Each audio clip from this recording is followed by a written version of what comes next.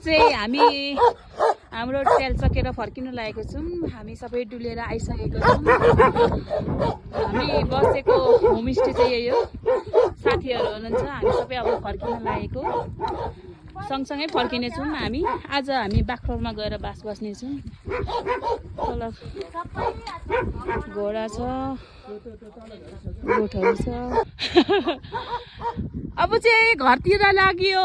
जानु त मन थिएन, यहीँ बस्नु त मन थियो, तर के गर्नु, आफ्नो घर फर्किनै पर्यो। यहीँ सधैँ बसेर मात्रै पनि भएन।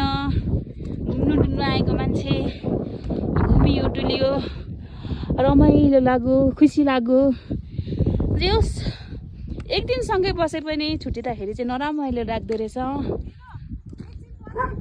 हामी चाहिँ अहिले घर फर्किने क्रममा छौँ। बाटो यस्तो छ।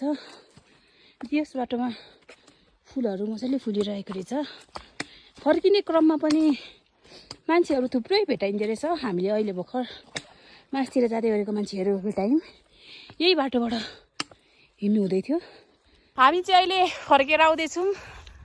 यो कतिवटा डाँडा हो, कतिवटा डाँडा, कतिवटा जङ्गल काटेर आयौँ।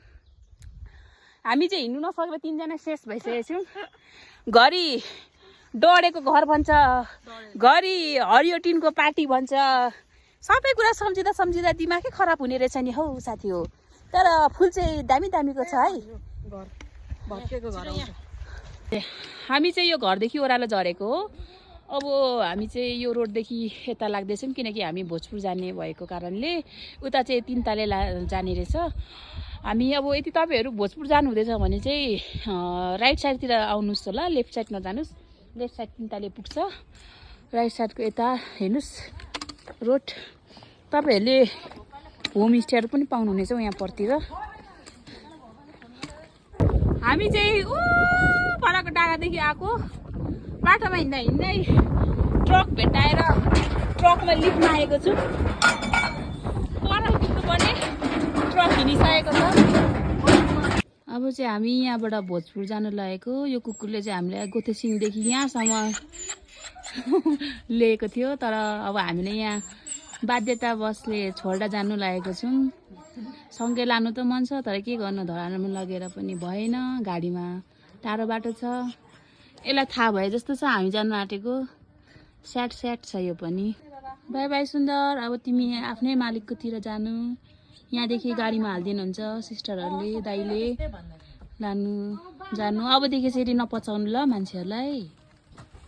हामी चाहिँ बागपुरबाट टेम्पोमा चढेर भोजपुरतर्फ जाँदैछौँ। हामी 2 जना। अब हाम्रो यात्रा चाहिँ सँगै हिँड्नु लागेको छ। हामी चाहिँ भोजपुर बजारको देउराली चोक आइपुगेको छौँ। धरान फर्किने क्रममा हामी जाने गाडी चाहिँ यही हो। अब धरान जाँदैछौँ देउरालीदेखि गाडी चढेर।